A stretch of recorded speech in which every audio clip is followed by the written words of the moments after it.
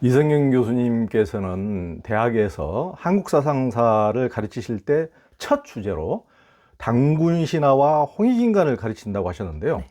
외래 문화와 종교에 비해 단군 신화와 홍익인간이 많이 요즘 한국 사회에서는 소외되어 가고 있는 것 같은데요. 단군 신화와 홍익인간이 우리 민족 정신의 문화와 삶에 얼마나 중요합니까? 정말 중요한 주제죠. 예. 근데 이게 단군 신화의 이제 구조를 먼저 보면 그것도 하늘, 땅, 사람 구조로 돼 있거든요. 그러니까 처음에는 이제 환인, 환웅 이건 하늘 얘기잖아요. 이제 그리고 곰, 호랑이 이렇게 얘기하면 상징적으로 땅의 얘기란 말입니다. 근데 그 하늘과 땅이 합쳐서 인간 단군이 나오잖아요. 그러니까 이것도 이른바 보면 천지인 삼질 구조다라고 저는 그렇게 생각을 해요. 그래서 어떤 다른 틀로 단군 신화를 해석하는 것보다 역학에 있어서 음양의 그런 대대와 이제 그 상반 상생, 상성 이런 관점으로 이제 단군 신화를 이제 해석하면은 훨씬 더 잘 이제 그 설명이 된다. 이제 이런 생각을 이제 하고 있는 거죠. 그리고 거기 너무나 중요한 얘기가 많이 들어 있어요. 그리고 이제 환웅이 이 땅에 내려와서 유토피아를 세우는데 하늘나라에 세운 게 아니라 이 땅 위에 세우잖아요. 그러니까 그러면서 그것을 신시라고 얘기를 하죠. 신시. 그러니까 그 신시라고 하는 것은 일종의 이상향 같은 거 아니겠어요? 그렇죠. 근데 그 이상향을 어디 다른 데가 아니라 이 땅이 이상향이라는 얘기를 하는 거 아닙니까? 그러니까 이 땅을 떠나서 극락정토에 가는 게 아니고 천당 가는 게 아니고 이 땅에다 신시를 세웠다라는 것이 우리의 이제 그 사상사에 있어서 뭐 미륵 전통도 있지만 굉장히 중요한 의미가 있다고 생각을 이제 하죠. 그리고 단군 신화가 되게 그 특징적인 게 평화롭다는 게 특징이에요. 근데 평화롭다는 게 뭐가 특징이야? 이제 이럴지 모르지만은 단군 신화는 보면은 신들 사이에도 갈등이 없고 신과 인간도 갈등이 없고 천지인이 다 갈등이 없어요. 근데 이게 좀 동양적인 신화들이 좀 그런 점들이 있지요. 일본 신화도 고대 신화는 굉장히 평화롭더라고요. 근데 이제 우리가 그리스 신화, 누구나 다 아는 그리스 신화를 보면 뭐 거긴 뭐 난리도 아니지 않습니까? 부자 사륙에 뭐 그러니까요. 난리도 아니죠. 그러니까 어쩌면 그렇게 동서가 다른가. 근데 이제 그게 더 인간의 다 모습들 아니겠어요? 동나 서나 어느 동양 사람은 평화롭고 서양은 전투적이다 이렇게 얘기할 일은 아닌데 인간의 그런 모습들을 다 양면성을 다 보여주는 그런 면이 있는 것 같아요. 그래서 이제 그 어쨌거나 이제 그 평화의 기상이라고 하는 거는 그래서 되게 좀 이건 특징이 될 수 있다라고 이제 저는 생각을 하는 거죠. 그 천지인의 어울림 이런 것들이 되게 이제 중요한 생각이라고 됩니다. 그리고 아마 선생님 시대도 그랬으리라고 생각이 되는데 저는 어렸을 때부터 단군 신화 그럼 단군 그러면 뭐가 생각나냐면 단군 할아버지. 그러니까 마치 제가 옛날 어렸을 때는 어떻게 착각을 했냐면은 우리는 단군 할아버지가 다 나았지 이렇게 생각을 한 거예요. 그럼 아담 하와가 난 게 아니고 뭐 이렇고 이런 식으로 어릴 때에는. 근데 그런 얘기가 아닌데 그러면서 항상 우리에게 있어서 단군이라는 존재는 그런 혈연적 민족주의 아이콘 이렇게 이제 생각이 됐던 것 같아요. 근데 제가 이제 단군 신화를 가르치려고 가만히 뜯어보는데 문득 깜짝 놀란 게 있어요. 여기 혈연적 민족주의 하나도 없는데? 이런 생각이 드는 거예요. 아니, 가만히 생각을 해보면 단군 신화 내용을 가만히 뜯어보면은 거기는 뭐 민족주의적인 요소가 하나도 없어요. 그리고 어떤 그런 폐쇄적이지 않아요. 그리고 오히려 되게 열려 있어요. 그러니까 이질적인 것들이 하늘과 땅과 사람, 하늘과 땅이라는 것도 이질적인 것이고 그리고 곰과 호랑이라는 것도 사실 맹수들이 같이 살 수 있는 그런 성질들이 아니잖아요. 근데 뭐 그 친하지 않아도 한 동굴에서 머물러 있을 수 있다는 것만 해도 굉장히 평화로운 거죠. 그만하면 함께 살 수 있는 거잖아요. 네, 말하자면 이제 그래서 그 이제 단군 신화는 굉장히 열려져 있는 것이지 그런 혈연적 민족주의로 읽는 그런 그 우리의 편견을 하루빨리 이제 벗어야 된다라는 생각이 이제 들었었어요.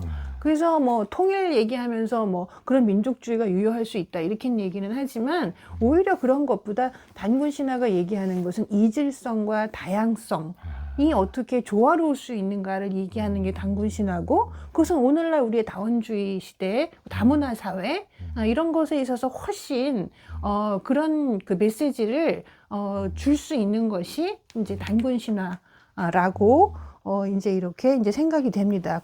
그것도 이제 신시와 더불어서 홍익인간 제세이와 이제 이것이 인간, 이게 홍익인간이라고 그럴 때 그 인간은 사람만을 말하는 게 아니죠. 여기서 인간 세상을 말하는 건데 이 세상을 말하는 거예요. 이 세상을 이롭게 한다는 거지 인간만 동물 빼고 이런 얘기가 아니잖아요. 이 세상을 이롭게 한다는 게 역시 신시라는 그런 개념과 맞물려서 이 땅을 이상세계로 만들어보자.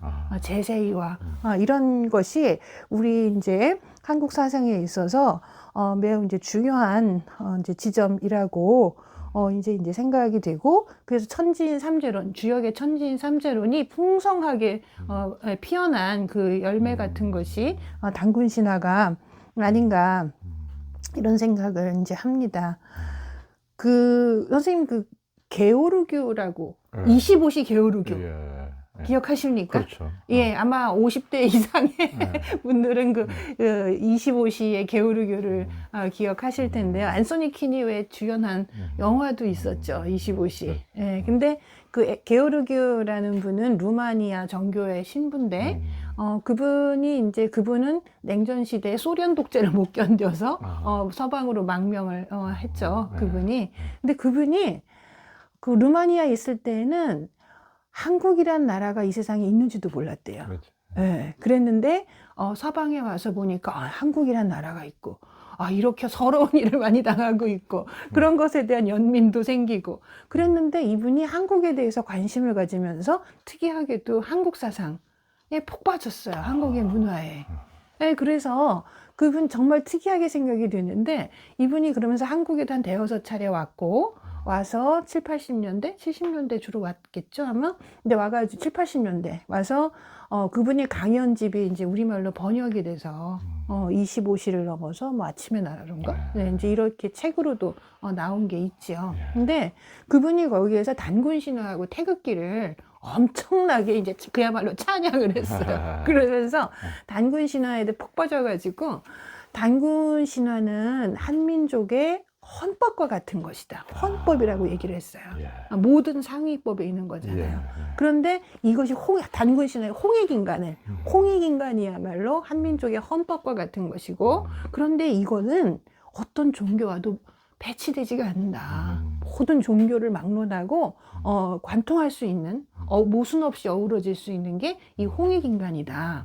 이제 이렇게 이제 얘기를 했고, 그래서 이제 이것이 이제 모든 종교나 철학의 이상적인 형태다, 이런 얘기를 한 거예요. 모든 인류를 위한 행복과 평화, 뭐 이렇게까지 단군 신화에 대해서 아주 그 의미를 극찬을 하고, 이제 한국 뭘 봤는지 동방, 옛날에 타고리 한국을 동방의 등불이다 이렇게 얘기했다고 하는데, 이분이요 동방의 이제 작은 나라가 이제 한국이 나중에 이제 어떤 그 등불이 될 것이다라는 얘기를 했어요. 그러면서 그 사람분이 분명하게 얘기를 하는 게, 사람들이 내가 이 동방을 왜 이제 불이 될 거다, 등불이다 이렇게 얘기를 하면은 중공, 마오쩌둥의 중공을 가리킨다고 생각하는데 그게 아니고, 내가 말하는 것은 당신네 나라 한국이라고 이렇게 얘기를 하는 거예요. 뭘 봤는지. 그래서 마치 이제 베들레헴 뭐라고까지 얘기를 하냐 하면, 베들레헴에서 그 작은 암흑 속에 아무도 누가 일어날지 몰랐지만 거기에 인류의 등불이 일어났듯이 그런 가능성을 이제 한국에다가 얘기를 한 거예요. 근데 뭐 때문에 그렇게 얘기를 하겠어요. 그러니까 그런 통찰을 제가 무조건 그러니까 와 박수 치자 이런 얘기를 하는 게 아니라, 그분은 도대체 무엇을 보고 한국에서 그런 가능성을 보았을까라는 거에 대해서 우리는 숙고할 필요가 있지, 그까짓 거 아무것도 아니다 이렇게 해서는 안 된다라고 이제 저는 이제 생각을 이제 하는 겁니다. 단군 신화는 제가 하고 싶은 얘기가 사실 너무 많아가지고 좀 예. 그렇긴 해요. 예. 그러니까 이게 단군 신화가요. 그 이련 스님이 쓰신 거잖아요. 그렇죠. 삼국유사. 그렇죠. 이제 그러니까 창작은 아니라고 생각합니다. 이게 뭐 이게 거기 전거도 이거저거 대놓고. 그렇죠. 근데 단군 신화의 제일 삼국유사의 제일 처음에 나와 있어요. 그러니까요. 그렇겠죠. 그러니까요. 그렇게 그게 합당하겠죠. 이제 그런데 이제 그것을 제가 보면은 첫머리에 이제 배치한 거를 저는 그게 소홀하게 생각이 안 되는 거예요. 그러니까요. 이유가 있는 거야. 이렇게 생각이 되고, 그리고 제가 단군 신화에서 보는 거는 홍익인간의 이념 같은 거, 그 상반상생의 관념, 이런 것들이 제가 보기엔 삼국유사 전편에 쫙 깔려 있어요. 네, 그래서 그 삼국유사에 난 불교 구도서라니 뭐 이런 것들에도 이 단군 신화의 정신이 일이관지다. 이런 생각이 이제 드는 거예요. 이제 그래서 이련 스님이 이 건국신화인데 이 건국신화를 맨 앞에다 놨다는 거. 그리고 이제 이련 스님은 그 당시에 국존이란 지위에 있었어요. 네, 그러니까 말하자면 뭐 왕사 그쵸. 그리고 이제 국존이고 그러니까 말하자면 추기경 한 나라의 정신적인 지도자로서는 최고의 지위에 그렇죠. 있는 분이 이제 이련 스님 아니겠습니까? 예, 이제 그런데 이제 그런 분이 건국 신화를 맨 앞에다 이렇게 놨다는 거는 저는 어떻게 읽혔느냐 하면 고려 후기에 이것이 우리의 국정의 지표다. 이렇게 읽히는 거예요. 그래서 우리는 이런 나라 만들 거다. 우리 국가가, 우리 왕조가, 고려니까 우리나라가 나아가야 될 국정 철학의 방향은 이런 것이다. 라는 거를 보여준 거다. 라고 생각을 했어요. 그러면 오늘날로 돌아와서 오늘날 우리가 나아가야 될 국정 철학은 이거보다 더 나은가? 이런 생각이 이제 들더라고요. 그래서 단군 신화는 아주 옛날 얘기지만 정말로 이제 그 게오르기우가 한민족의 헌법과 같은 것이다 라고 얘기를 한 것처럼 정말 우리 민족의 오래된 거울이다. 그러니까 오래된 미래다. 라는 그런 생각이 들어서 단군 신화는 단군 신화의 홍익인간 제세이화는 오늘날 우리가 계승해야지 될 너무나 뚜렷한 철학이라고 생각을 합니다. 근데 몇 년 전에는 뭐 홍익인간을 교육 이념에서 빼야 된다는 막 이런 논의가 있어가지고 깜짝 놀랐어요. 이게 무슨 소리야. 깜짝 놀랐고, 또 개천절 행사는 이게 무슨 대종교 행사처럼 생각을 해가지고, 대통령을 가지도 않고 맨날 총리만 가잖아요. 그래서 이것도 참 너무나 잘못됐다.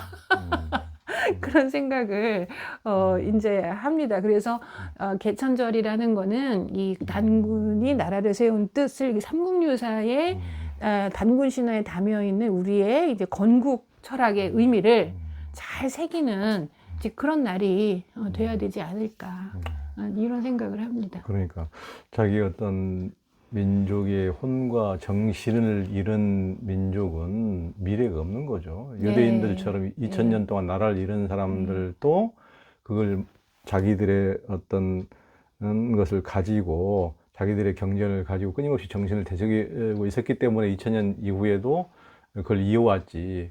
나라도 다 잊어버려도 그 정신만 있으면 그 유지된다는 것을 유대인들도 보여줬듯이 그걸 자기의 혼과 정신을 잃어버리면은 뭐 아무런 의미가 없는 거죠. 그러니까 이련 스님 같은 경우도 고려 때는 불교 국가고 조선은 유교 국가였지만은 이제 불교 국가였음에도 불구하고 불교를 그 역사서에 가장 앞세우는 것이 아니고 어떤 홍익인간 정신을 전체를 다 통합하기 위해서 그걸 가장 앞에서 이렇게 내세운 것은 자기의 종교를 넘어선 어떤 우리 민족의 어떤 통합을 위한 큰 마음, 대인의 어떤 마음이 거기에 이제 깃든 것이 아닌가 생각이 들고 그 예전에 무슨 그리스 신화뿐만 아니고 모든 신화는 인간의 욕망을 그대로 투사한 그렇죠. 게 많은데 그렇죠. 정말 홍익인간의 정신이야말로 인간의 욕망을 이미 다 넘어선 그러니까 뭐 5000년 전이나 지금에 와서도